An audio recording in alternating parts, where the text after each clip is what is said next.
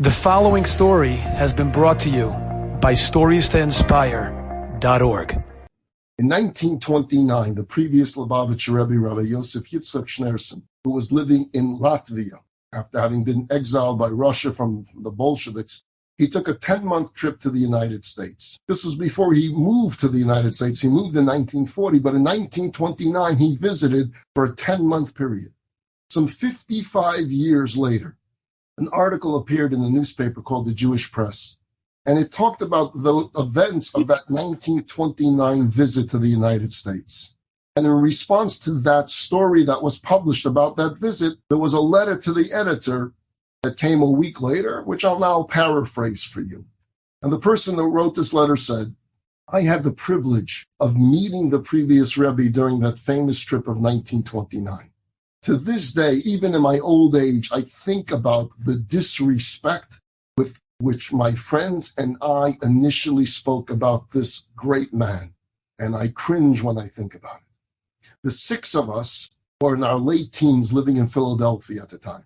It was before the Depression, it was before World War II, and we were enjoying life. We had all but abandoned our Judaism. Occasionally, we'd attend Reform services or join up with a Jewish youth group.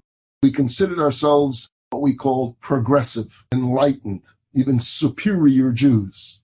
One day we read in the papers that a man named Rabbi Schneerson, known as the Lubavitcher Rebbe, had come to town and that he would be receiving visitors at our home on 33rd Street. As we read the story, my friends and I talked amongst ourselves and we said, who does this rabbi think he is? Who does he think he is? He's coming here to give people blessings and advice. Where does he come off telling American Jews what's what? We were upset. Let him stay in Europe.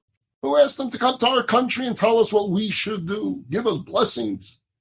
And we discussed this with our youth group leader, and he said, look, if it bothers you so much, why don't you visit him and ask him yourself? You want to know why he's visiting this country? Why doesn't he stay in Europe? Make an appointment, talk to him, and ask him. So we figured, yeah, you know what? Let's show this old-fashioned rabbi a thing or two.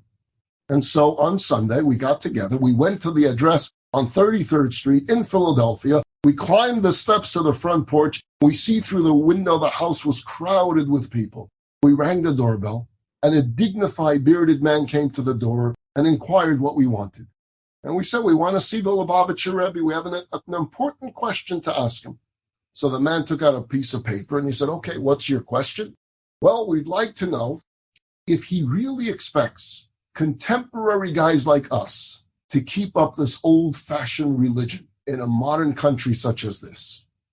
So the man says, you can see there's a long line of people waiting to see the Rebbe, but come in and I'll see what I can do. We said, no, we'd rather stay here on the porch. I'm not going in.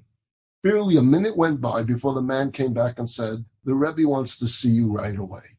We were beyond surprised. We were ushered into the house, past the waiting crowd, up the stairs. And at the top of the stairs stood the saintly rabbi. He was tall, handsome, with gleaming bright eyes and a warm smile. His hand was outstretched in greeting as we came up the stairs. He showed us into his room and he began to arrange the chairs around his desk to accompany the six of us. We offered to help him, but he insisted on doing it himself. He then looked up and he said, I want you to know that this is the happiest and most important moment for me since arriving in Philadelphia.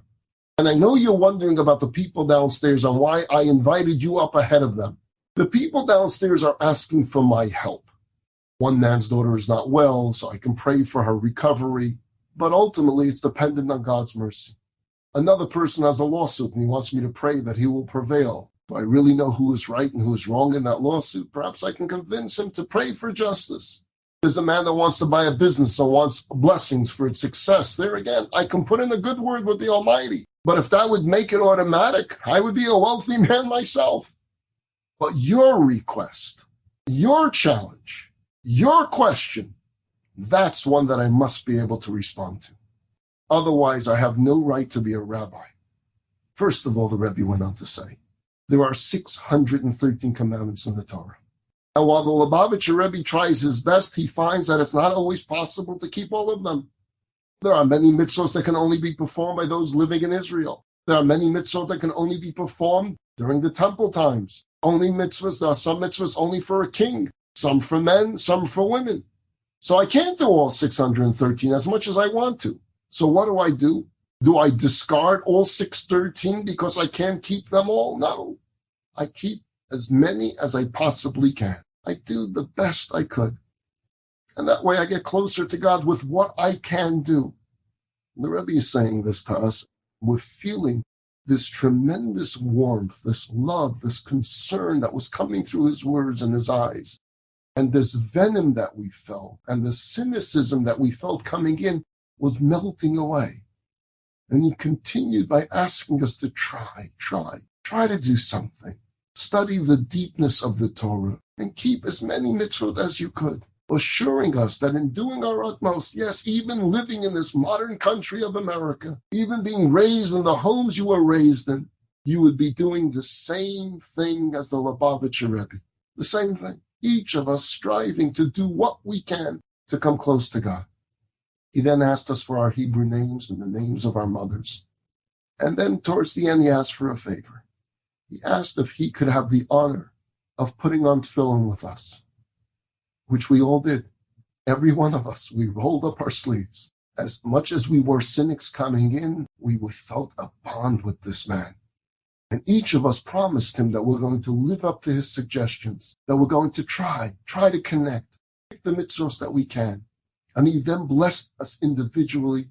He shook our hands and we left. We walked through the crowd. We went out the door. We stood out the front porch. And we stood on that porch for 2 more hours, shaken as we tried to process what had just happened.